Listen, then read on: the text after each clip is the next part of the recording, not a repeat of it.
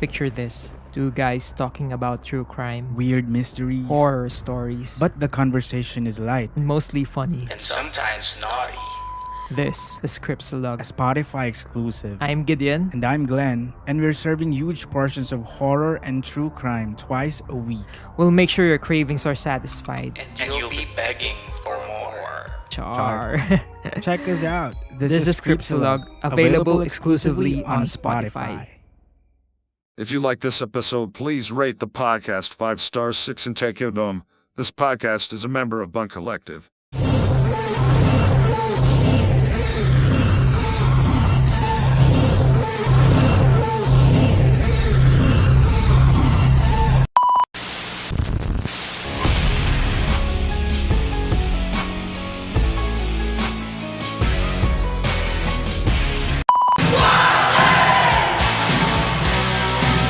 You make my heart sing. You make everything groovy. Come on, wild thing. Welcome to your unfiltered Tagalog Wrestling Podcast. And this is the MTV Show Podcast, a wrestling podcast.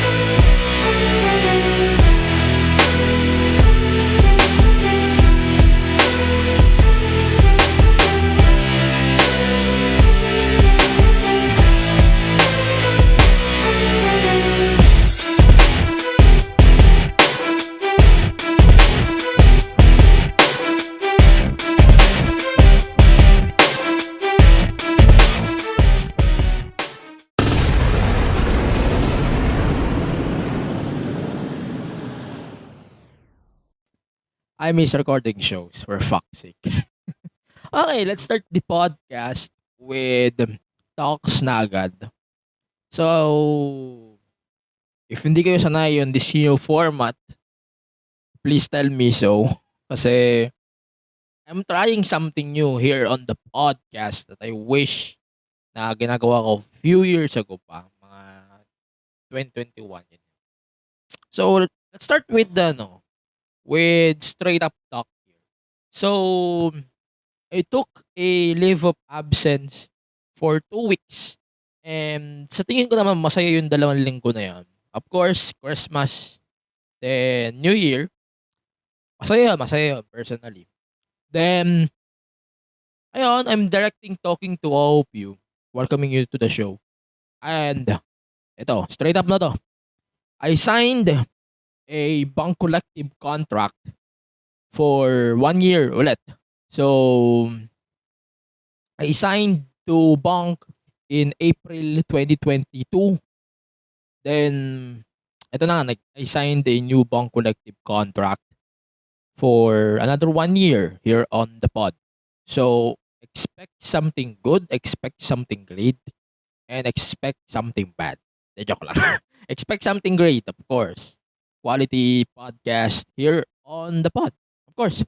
And please support the podcast on all of the socials. And syempre, sa Gank and Patreon, I hope you all can support and donate some goods there on Gank and Patreon. Then, ayun. Ito, of course, I want to thank my Bunk Collective family for everything and for the support, especially kay BP, kay Yuki Kingdom Pod.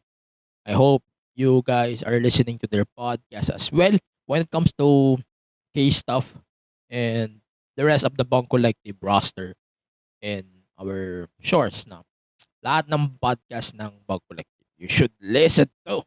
Lalo na dun sa mga malalakas sa amin. So, syempre, andyan yung These Drunken Midnights. Andyan din yung Kingdom. Sinabi ko na nga yung Cryptolog. And many, many more. There's a lot of podcasts that I know in the top of my head. Ang dami. We are 40 shows for the record. And there's a lot of Bunk Collective podcasts na hindi ko maalala.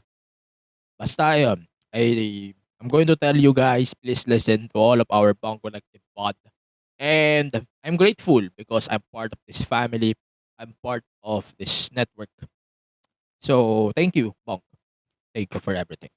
So, welcome to the podcast. Let's start our talks here with Wrestle Kingdom. So, Wrestle Kingdom 17 is over. We're now on the road to Hard to Kill. We're now on the road to Royal Rumble. So, let's start our podcast season 5 with Wrestle Kingdom 17. So, first thing, we're going to do a recap on everything what happened on Wrestle Kingdom 17. So, ito, may apologies kasi yung scores for this event is not complete yet as of today's recording. So, by weekend, ibibigay ko sa Patreon and sa Gank yung aking full scores for the whole show, no? So, patawarin nyo ako kasi in-enjoy ko lang talaga yung Wrestle Kingdom kahapon nung January 4. So, yes, I'm recording this episode January 5 straight up. So, ayun, may apologies if wala pa yung scores. So, abangan nyo yung scores within the weekend sa Gank and sa Patreon ng podcast. So, let's start the recap here. So, the results is now up and maraming nangyayari on Wrestle Kingdom. So, Kazuchika Okada defeated Jay White in a fantastic main event too for the IWGP World Heavyweight Championship. Then, Kenny Omega defeated Will Ospreay for the United States Heavyweight title IWGP, of course. Hiromu Takahashi defeated Taiji Ishimori, the champion, El Desperado, and Master Wato for the IWGP Junior Heavyweight title. Kenji Muto, Hiroshi Tanahashi, and Shuta Umino defeated LIJ, Naito, Sanada, and Bushi for Muto's final match in New Japan. Si Tama Tonga, he defeated Carl Anderson for the never openweight title. Zack Sabre Jr. defeated Ren Narita in a New Japan World Title Finals match. Ito yung television title match. Then, Hiroki Goto and Yoshihashi defeated FTR for the tag titles, IWGP Heavyweight Tag.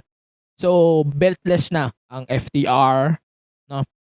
Then, Kairi defeated Tam Nakano for the IWGP Women's title plus Mercedes Moné appeared after of the match and she confronted Kairi and challenged her for a match at Battle in the Valley on February 18. So Catch 2x2 defeated Leo Rush and Yo for the junior heavyweight tag titles. And yung Rambo, hindi ko na sinama kasi kick-off naman yon, pre-show naman yon. So, ayun. Marami tayong napulot na importanteng information or bagay for this year's Wrestle Kingdom 17. Unlike last year, nga pala, heads up, hindi ko na i-review ng mahaba dito sa podcast yung Wrestle Kingdom. Kasi, di pa ako tapos sa buo. So, kinuha ko lang yung mga important information from Wrestle Kingdom 17. And the scores will be revealed this weekend on Gank and Patreon. So let's start with the important parts. So let's start with Omega. He defeated Will Ospreay. Will Ospreay came out with Elevated, this old theme song. Then Kenny Omega with the Final Fantasy thing. So this is acquired by Tony Khan apparently. Then that was a pretty good match. Almost 33 minutes of disaster in that ring. If may first comparison ako, dapat ito yung nag-main event. Pero wala eh. It's the tradition ruining it. So that's why they're advertising this Wrestle Kingdom as double main events with Okada and Jay White. So Okada, going back to Okada, so Kazuchika Okada defeating Jay White for the IWGP Heavyweight title. Alam mo ito, sa totoo lang, I'm so sick of Okada winning and back and forthing the title. It feels so, it feels so pathetic booking by Jedo. Ang pangit ng okay naman siya sa akin, pero it's time for new now. Siguro. Hindi ko talaga maintindihan what's in Jedo's mind right now. Jedo is just doing things stupid and doing things Vince McMahon style. And everyone doesn't like it. Dahil to be fair ito mas okay talaga si Okada kumpara sa mga hawak ni Vince, okay? Pero, wala na sawa na yung tao kay Okada eh. I predicted Jay White as far as I know. And, man, I'm sick of this, man. I want something new from New Japan and they giving us old shit. You know what's funny about this? I can't believe that this is the main event and the Osprey Omega match is the co-main event. I can't believe that this closed the show rather than the most exciting part of the show, which is a typical New Japan thing. Okay. Then, but regardless, the match was slow in the beginning and then that was very, very weird, unexpected outcome. Everyone thought that Jay White will win the belt eventually. But yeah, it's just stupid. Stupid. Straightforward stupid. And I can't explain how stupid it is. Okay, let's continue with Omega and Osprey here. So Omega and Osprey beating the living hell out of each other. And me, I cannot wait for another match between those two. Because I freaking love how things went out Wrestle Kingdom. And that was a really good match. I cannot wait to see another match between those two. Sa totoo lang, I cannot wait. I want another match and hindi ako magsasawa dito. For real. Then, let's go to the junior heavyweight. I'm expecting a retain here, but I guess Hiromu is now you're the new champion. LIJ is still striving here. I can't believe it. But yeah, Hiromu is Hiromu. And that was a really good match. I'm expecting higher on the top 3, on the final 3 matches of the card. And for me, hindi ako binigo nito. So, kung tatansyahin ko on today, yung score ko dito, I think at least I can assure that this gets 4 stars. Then the Omega 5.5 definitely for me. Then the Okada Jay White 4.5. That was a really good match, but the way they book Okada is very, very strange at this point. Going back to the recap, so Muto, Tanahashi, and Umino, Shota, that was okay lang. I can say this is basically a peace break to me. This was a Muto final match in New Japan. But yeah, that was okay lang. I must say this is okay. Okay. This is a basically farewell match for Muta or Muto, whatever. But yeah, it is what it is. This is basically a farewell match. I'm okay with this. No problems whatsoever. I can say lang na this is kung ikukumpara mo sa mga top caliber matches ng Wrestle Kingdom na to, I can put this down. Yun lang. Yun ang masasabi ko. I'm not saying this is bad, but I can say this is okay. This is the match that I'm looking for. And hindi ko agad sabihin na, ganda pa rin ang laban na to. Okay. Moving on. Ganun lang naman. Then, ayun, finally, Carl Anderson is no longer IWGP Never Openweight Champion. Sorry about that. Carl Anderson is no longer champion. Good for him. So, full-time na ulit siya sa WWE. Tama Tonga defeated Carl in an unexpected way. I don't know why I unexpected this thing. I thought, well, the friendship is over. Tapos na maliligayang araw ng New Japan and WWE. So, it is what it is. Then, Zack Sabre Jr. defeated Ren Narita for the New Japan World Television Championship. So, and afterwards, members of TMDK asked Zack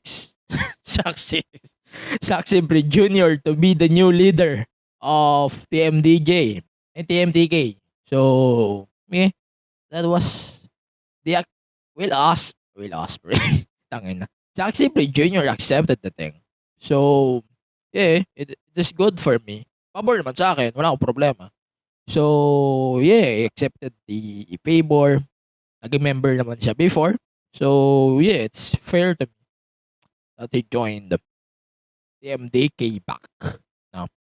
So, Hiroki Goto and Yoshihashi is your new tag team champions, leaving FTR beltless at Wrestle Kingdom. And per reports that FTR is WWE bound, malalaman natin coming days if that's true. Marami tayong malalaman in the next couple of weeks or months. Basta, andun tayo sa vision. There's a vision right now. FTR versus New Day versus Usos. Fucking nuts. I cannot wait to see those motherfuckers. Ladder match, whatever. As long as we get those three teams in one match, I'm good with that. Para hindi magalit si Donalyn. Sige, sabihin niyo, we want this match para di magalit si Donna. Ano ba? Then, ito na nga, Kairi Sane defeated Tam Nakano for the IWGP Women's title. Then, Mercedes Moné, Mercedes Moné made her New Japan and Stardom debut by confronting the champion, then attacking the champion in the process, and challenging her for a title match at Battle in the Valley on February 18. The match was made official today by New Japan, and it's a 1 full 60-minute time limit. It's good. I don't have complaints about it, but yung debut niya, it leaves bad mark to me. I don't know. But let's see on the next couple of days. And LA show of AEW is coming as well. And might the boss appear at AEW as well? And joining the company in the process? Let's see. Since the Mercedes Moné World Tour continues, I can see this match happening anytime. Also, I want Saraya versus Moné soon as well. Then ayun. So, let's continue with our recap. Catch 2x2. TJP and Akira defeated Leo Rush and Yo in a retirement match.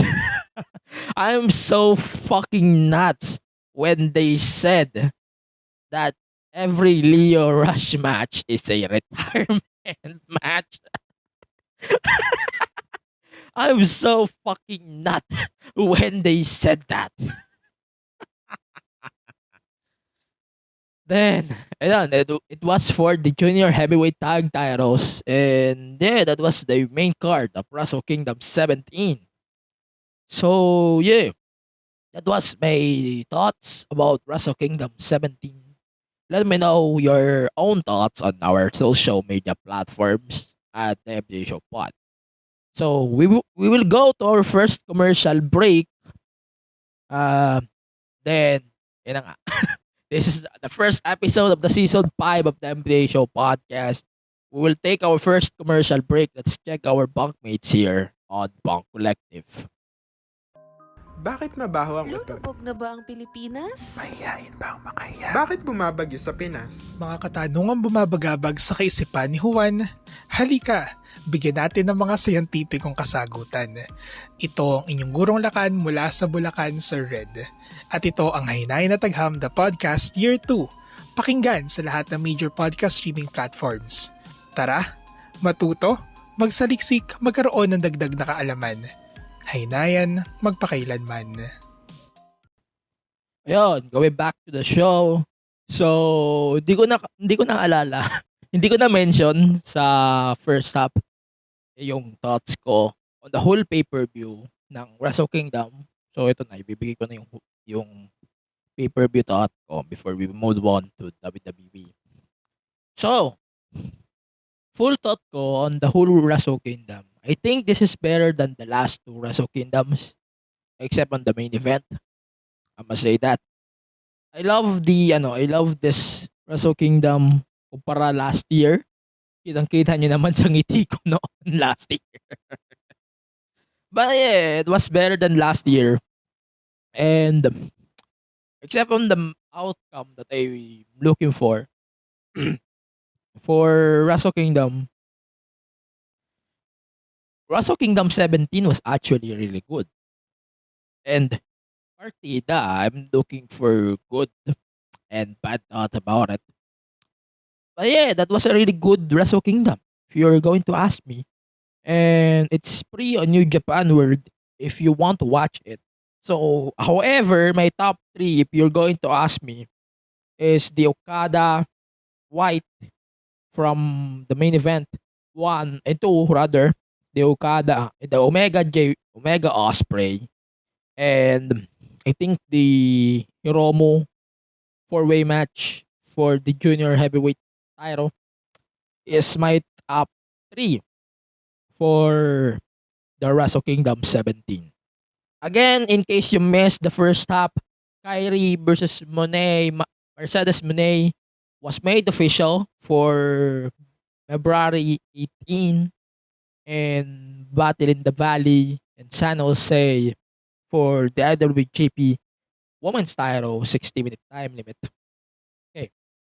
So, let's go on to WWE now. Let's start with NXT. So, Carmelo Hayes versus Apollo Crews match. I don't know, but I love this match. This match was really, really good to watch on this week's NXT. And to make things better about this match, they have a really good chemistry. Carmelo Hayes is definitely on the top of the food chain right now. If he's not the champion or he's not challenging for any championship, Carmelo Hayes, sa totoo lang, is main roster ready na. Sa totoo lang. I love this character ni Melo. I hope na hindi siya ma-mix sa ibang groups or stables. It doesn't need them. Kasi maganda yung charisma ni Melo eh. Melo doesn't need others to put himself over into the perspective. And too obvious naman na we're getting a main event match now at NXT Vengeance Day between Carmelo Hayes and Braun Breaker. And I guess we're getting a really good thing about this pay-per-view or premium live event na parating when they deliver on February 4. Yan, so let's do a recap of what happened at NXT. So, a Battle Royale was made official for next week. For New Year's Eve, mamaya discuss natin yung buong card. The whole women's division is basically wanting a women's title shot against Roxanne Perez, the champion. And yeah, the match is set for next week.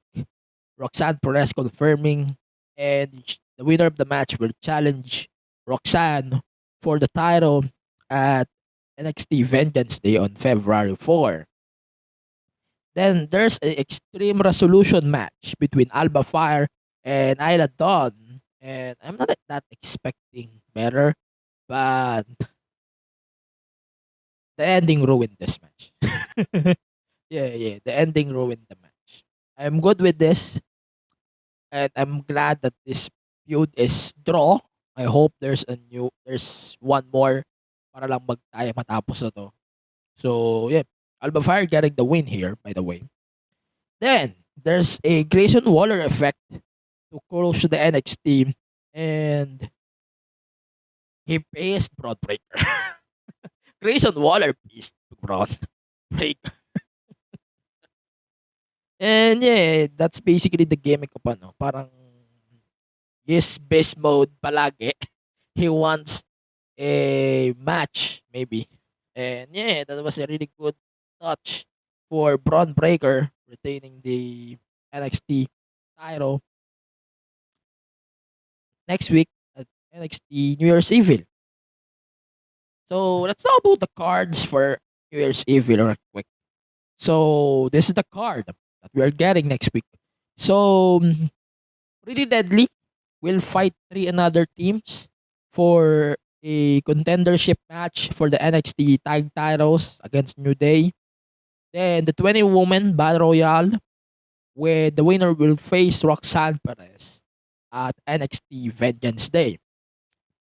Then Hank Walker versus Charlie Dempsey one-on-one. You know what's happening on the TV. So yeah, Indus Sheer versus the Creed. So speaking of this, I'm going to say this once and for all. I don't know, but they need Jinder Mahal to be the main guy here.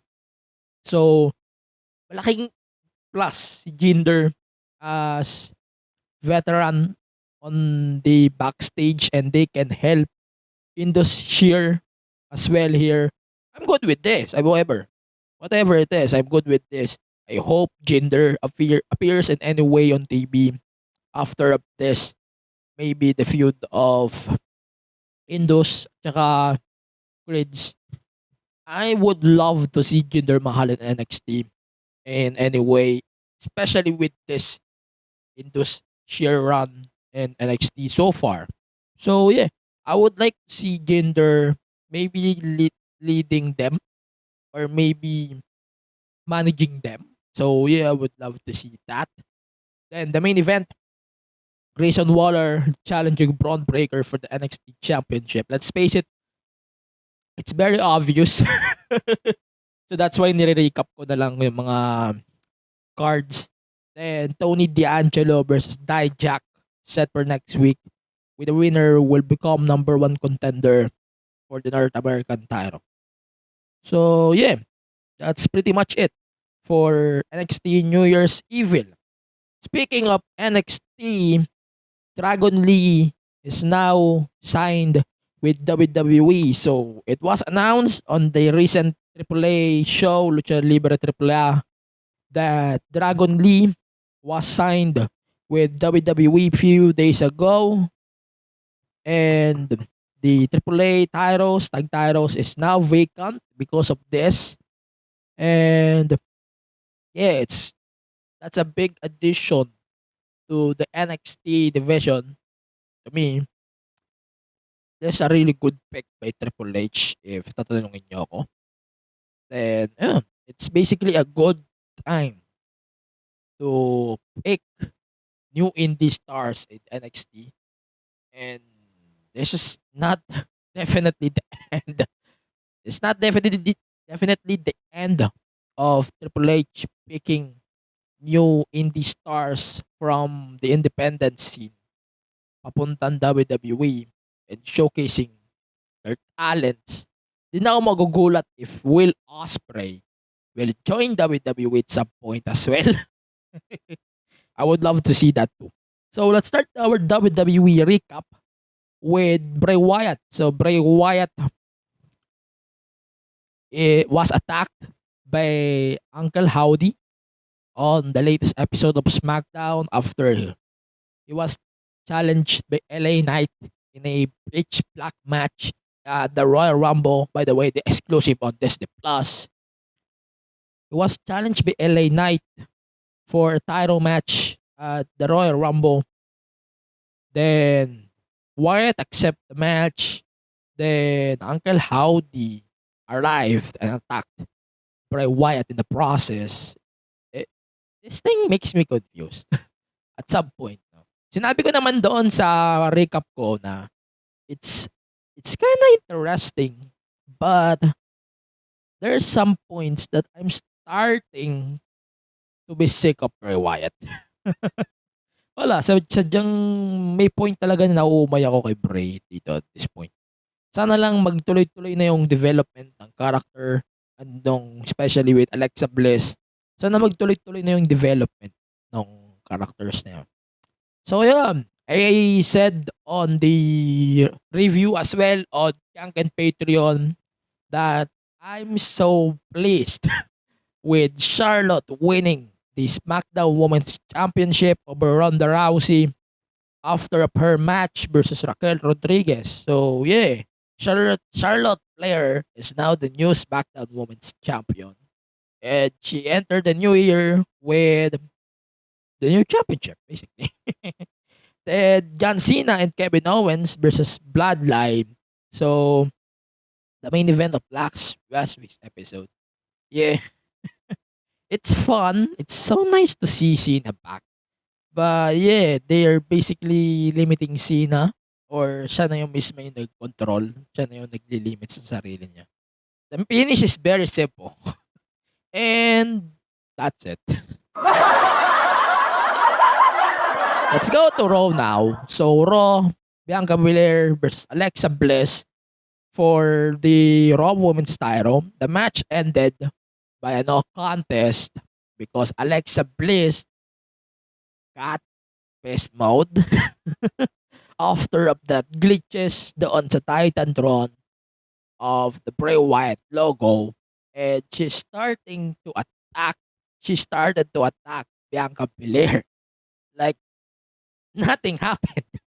Like parang wala nang match. Fuck it. I'm going to Bianca Belair now.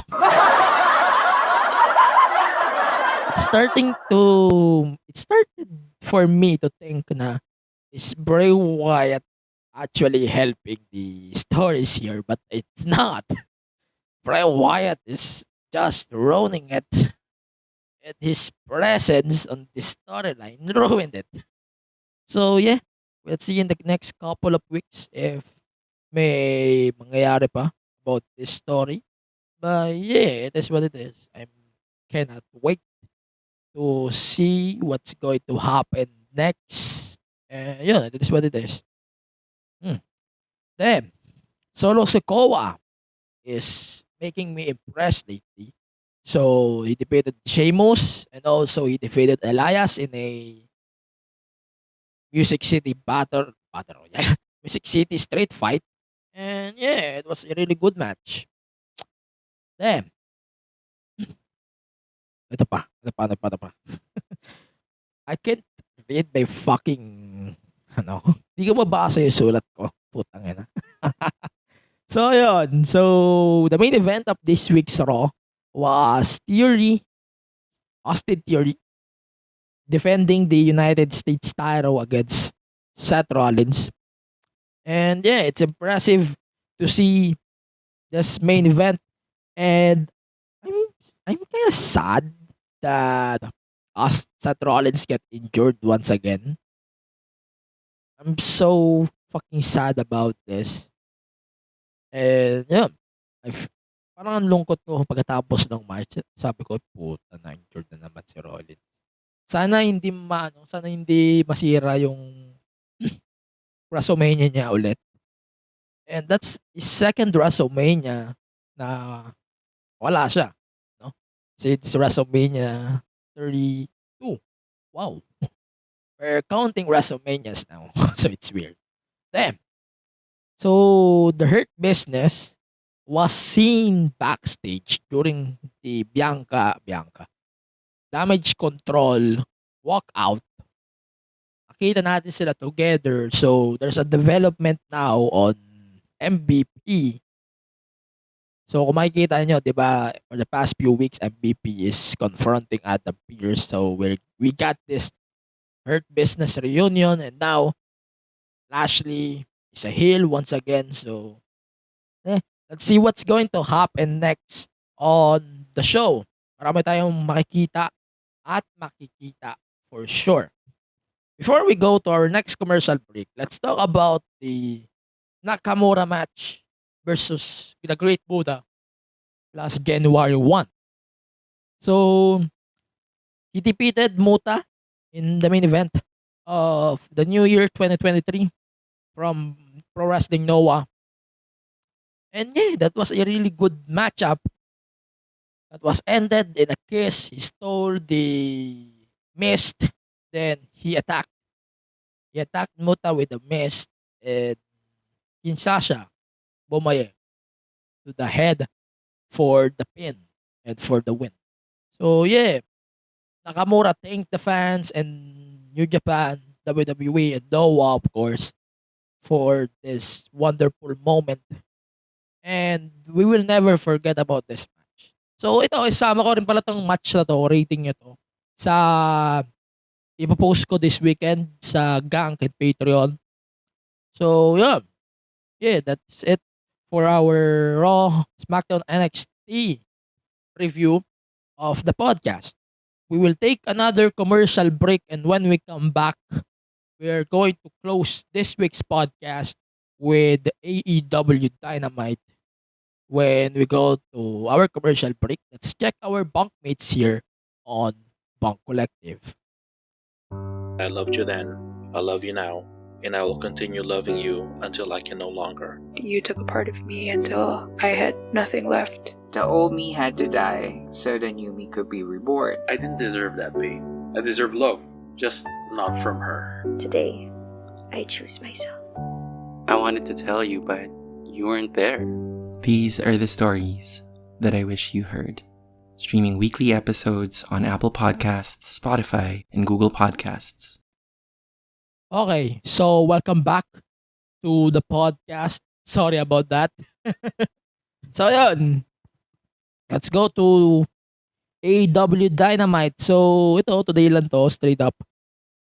I must say na this is definitely the greatest Dynamite so far for the past year. So yeah, I think this Dynamite is really good. So let's start with the highlights. So MJF versus Bryan Danielson is set for Revolution for the AEW Championship in a 60-minute Iron Man match to determine the winner. Kung sino yung pinakamaraming pinfalls, basically, he will win the title match at Revolution. So yeah, it's so nice to see this match happening on pay-per-view, and it's so nice to see AEW building pay-per-views now. Yeah, I know. They are building the pay-per-view now. So it's good for me kumpara nung tatlong pay-per-view na nakalipas. It's so nice to see AEW improving and upgrading their shit. By the way, speaking of grades, let's talk about the let's talk about the new setup real quick. Nakalimutan ko tuloy yung script ko. So let's talk about the set real quick. Yeah, it's impressive to see. Ang ganda nung set nila pag nagpapalit-palit siya ng depends on the superstar or the wrestler who appears on the show. It's so good to me. Ang ganda nung set na 'yon. Pero mamimiss ko yung tunnels. Definitely that is one of the things that I'm going to miss on that AEW set. This AEW set was introduced in 2019. And yeah, it's time for a new set. And sabi ni Tony Khan the past few weeks, may improvements daw sa camera, sa overall presentation. However, yun lang nakita kong upgrade, yung setup. Tsaka yung konting adjustment sa cameras. Yun lang yung nakita kong improvements. Well, we will see in the next couple of weeks if totoo yung mga pinagsasabi niya. Kasi, di pa naman ako pwede magbigay ng hot or if. Alam kong first time pa lang. So, I'm not going to give a main thought here for now. So, yeah, yun. So, I cannot wait to see AEW strive once again thanks to these improvements by Tony Khan and AEW. Then, Darby Allin is now your new TNT champion. He defeated Samoa Joe for the belt in his hometown. So, it's good for me. Then, yeah, that's a really good touch for yours truly. I love the moment and I cannot wait to see more moments in AEW together. And I cannot wait to see magic happening. More magic. I cannot wait to see more magic here in AEW. That's for sure. Then, baba. So Saraya chose Tony Storm as her tag team partner for next week's show against Britt Baker and Jamie Hayter. So Jamie and Britt is a superstar in the name of Mercedes Moné saying na she's the champ, I am the boss. So they're teasing Mercedes Moné and they're teasing something for next week's show for sure. According to sources, I'm not going to sabihin ko sources lang. Mercedes Moné is now signed with AEW with New Japan and Stardom bypasses for sure. Ayun, it's so nice to see kung totoo man yun, it's so nice to see her that way. So, para lang mas maganda yung maging interest natin, well, good luck. Good luck, I guess, good luck. So, yun. So, after that second segment between Paige, Saraya, Tony Storm, and Hikaru Shida was pissed. And she tweeted something, what the fuck, on Twitter. Ayan, sinabi ko na nga yung sinabi niya, what the fuck. Then, ito na nga yung assumption ko. So, Hikaru Shida will attack Tony Storm. Then, Saraya has a plan B, I guess. So, yun. We're getting this match. And we're getting Mercedes out of the window. So, yeah, we're getting this again. I cannot wait to see this match regardless. Then, so, Swerve versus AR Fox was a really good match from this week's Dynamite. Dami kong pagpipili yung picks, I swear to God. Marami-rami akong mapipiling matches for sure.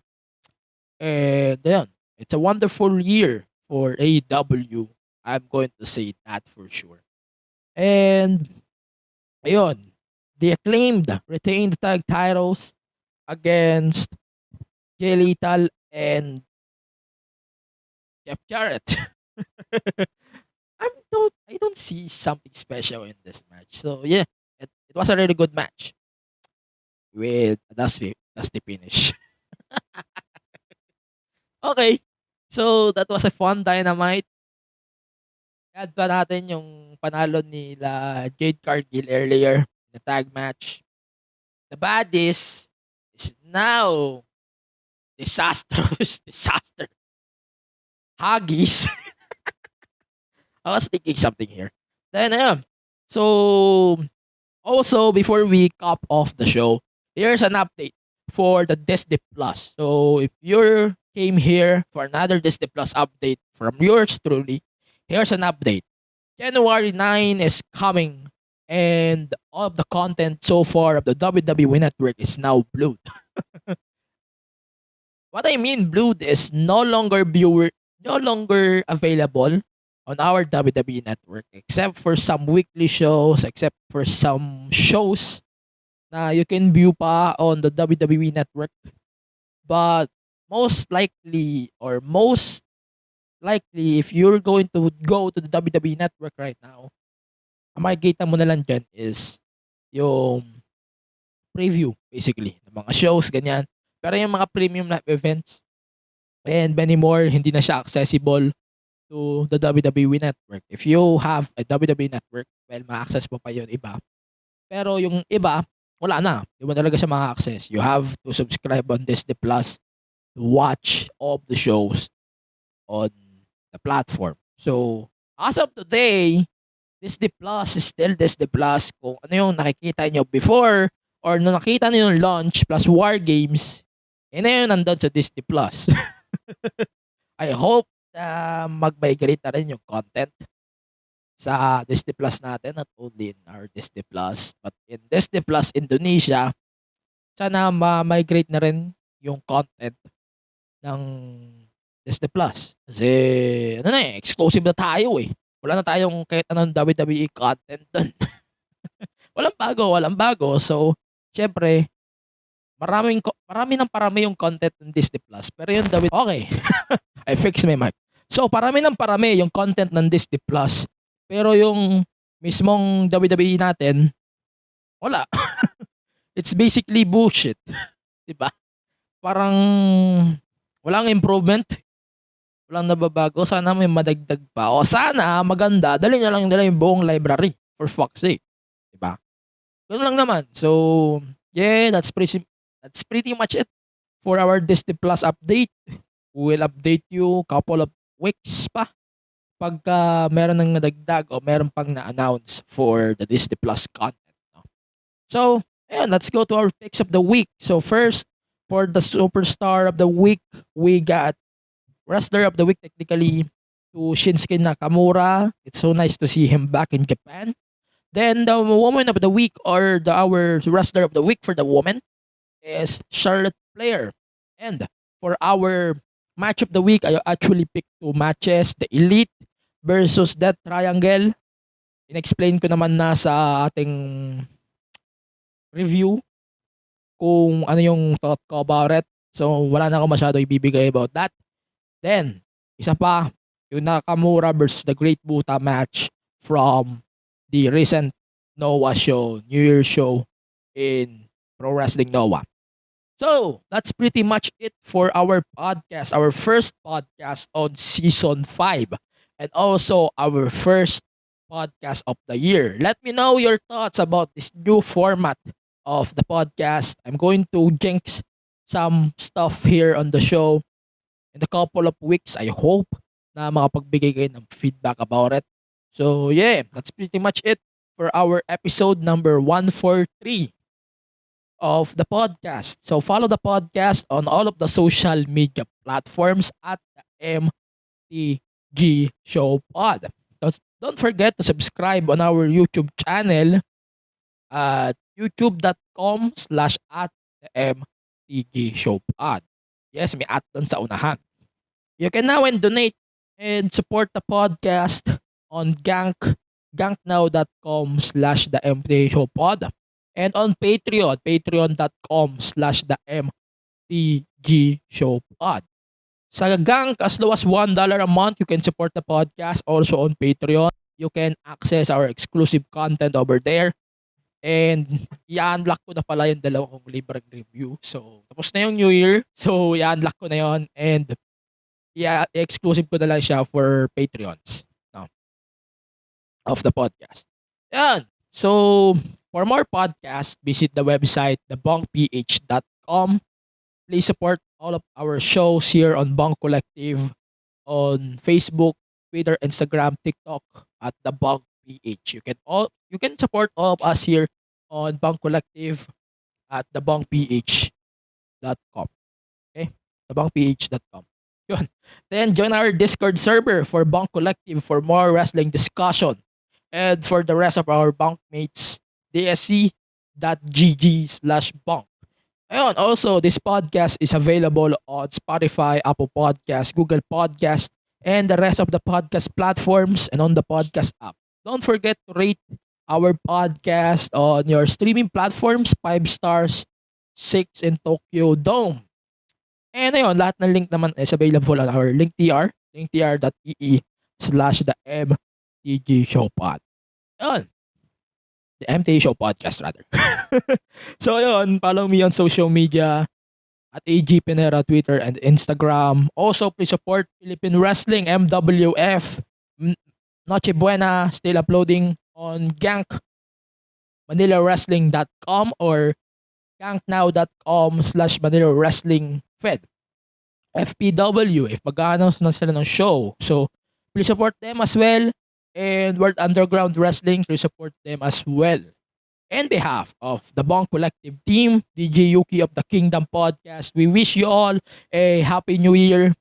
And we're out for our episode number 143. Stay safe, stay wrestle. See you on the next episode. We're out. Bye-bye. We love you.